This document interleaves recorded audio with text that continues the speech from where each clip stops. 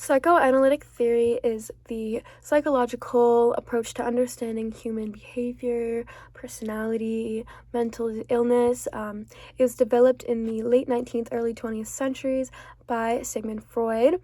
Psychoanalytic theory sort of seeks to explain personality, motivation, and mental disorders by exploring the unconscious mind. Freud theorized the human mind was consists of three parts: the id, the ego, and the superego. The id is the primitive instinctual part of the mind that functions according to the pleasure principle. It seeks immediate gratification of its desires. The superego is the moral part of the mind that contains a person's values and ideals. And then the ego is the rational part of the mind that works to balance the demands of the id and the superego. So it's kind of, Freud believed that our behavior is largely determined by irrational forces and unconscious motivations, such as repressed desires and childhood experiences, which can be uncovered through psychoanalytic exploration. Furthermore, Freud theorized that our current behaviors are shaped by our past experiences, and for understanding our psychology requires uncovering those experiences. Psychoanalysis is used to analyze literature in order to uncover hidden meanings and motivations of characters, as well as to understand the deeper psychological implications of the narrative. Through this approach, readers can gain a better understanding of the underlying psychology of characters and the motivations behind their actions.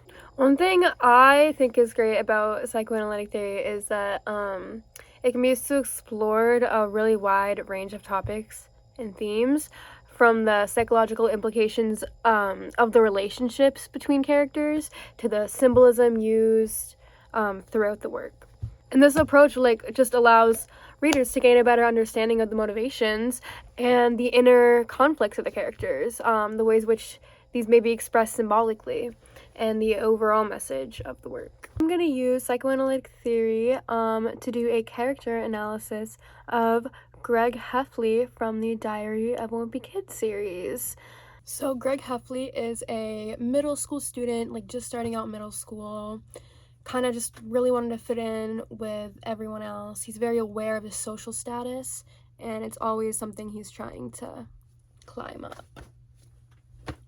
Why did I do that? His distorted mindset is made clear within the first few pages of the books, when he's saying how he's going to be famous one day, and this is the reason he's starting this journal, so he can give it to them, it's apparent from the few pages with his mindset that he's a narcissist. On the next few pages, we are introduced to more characters through Greg's perspective. It is important to know that this whole book is, and all these characters are introduced and all these situations are played out with Greg's perspective, and he's very clear with his opinions, and he really likes to throw that out there. He always is sort of made out to be the good guy, though. So it is worth noting that we are not dealing with a very reliable narrator. A place where we really see Greg's manipulation come out is definitely when he's with his best friend, Rowley. He uses Rowley's innocence and pureness to his advantage. And this is a quote from him in the book. Quote, "It's been great having him around, mostly because I get to use all of the tricks Roderick pulls on me." End quote. That's crazy. One of the worst experiences and a great example of Greg's treatment towards Rowley is the safety patrol situation, when they had both begun a safety patrol walking these kindergartners home from school, and Greg, one day, being the little freak he is, just started terrorizing these kindergartners, and bystanders thought it was Rowley. Greg never came clean and admitted that it was him. That resulted in Rowley losing the position, and Greg still never came clean.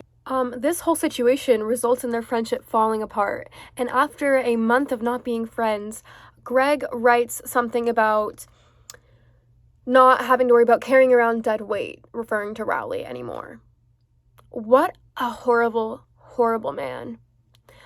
It's obvious through his thoughts and actions that he doesn't think of other people as people with emotions and feelings and thoughts.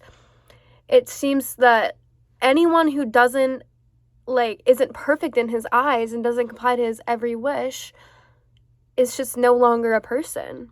It's a very, very distorted mindset to have. It's obvious Greg is seen as often selfish, and he prioritizes his own self-interest, like when he allows Riley to take the blame for the kindergartner situation. Greg refuses to take responsibility for his own behavior, and he blames other people for the consequences of his own actions.